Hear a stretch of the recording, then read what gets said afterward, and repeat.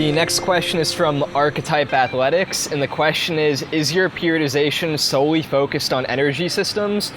Historically, periodization, parentheses, linear or undulating, will have a hypertrophy or strength focus. Are either of these considered for adaptation in the overall programming while increasing capacity in the energy systems?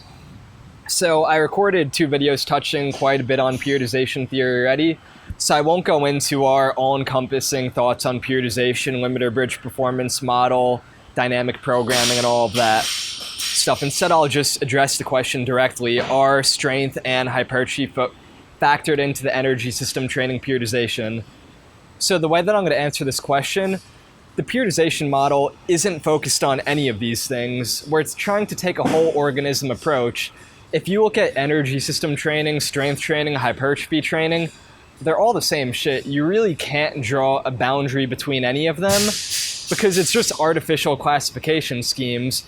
If we were to put someone through a physiological assessment, say it would be something that falls under the guise of what you'd classically consider an energy system test, what I might see during that test is that an athlete's muscle is creating too much compression relative to what their heart could pump against, which in that case, we'd consider that a delivery limitation from an energy system standpoint. But I might also see that the muscle has too little tension or compression, the athlete can't regulate their blood pressure. That's a strength issue. It's the same thing. Similarly, when athletes do strength assessments, one of the big ones I used to see in CrossFit more commonly is what people would call a NME test, which would be take 85% of a max back squat and rep it out to failure. And coaches would say if you could do 1 to 2 reps, your high neuromuscular efficiency. If you could do like 4 to 6, your medium. If you could do 10 plus, your low neuromuscular efficiency. That makes sense on paper, but in reality, could that also just be a test of your physiological systems from an energy system standpoint? I've had athletes do that test with the Moxy monitor on, and what I've seen is the athletes that could do 10, 15, 20 reps on that test, it's not because they have low neuromuscular efficiency. What's happening is their heart is strong enough to push through their muscular compression and break those blockages, so they're delivering blood and O2 throughout that entire set, and they're oxygenating the muscle, which is why they could do more reps. Contrary to the athletes who get 1 or 2 reps are just occluding the artery and they're not getting oxygen. So there's no wonder why they could only do so little reps. There's no substrate for them to perform. That's not a strength test, that's an energy system test.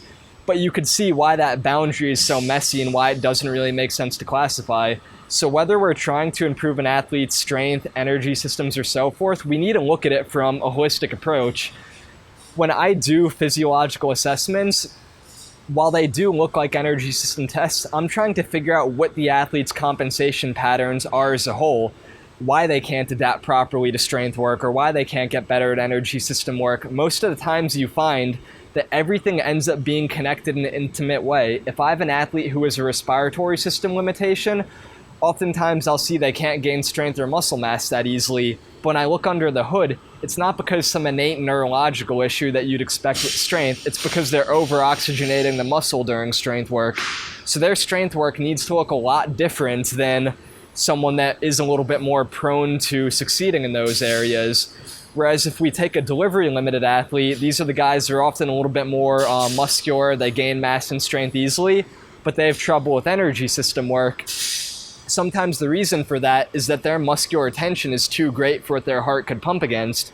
So if we want to improve their energy system training, we also need to augment their strength training to facilitate that. We can't look at any of these things in isolation because the body is not isolated systems. While you might have learned biology from a reductionist standpoint where you look at this organ system and that organ system, the reality is that everything is on a spectrum and is connected. So I didn't really answer your question directly, but what my thoughts are, look at everything from an organism perspective, and then that kind of takes out these boundaries, and you don't need to isolate all of these periodization schemes because they all feed into the same thing.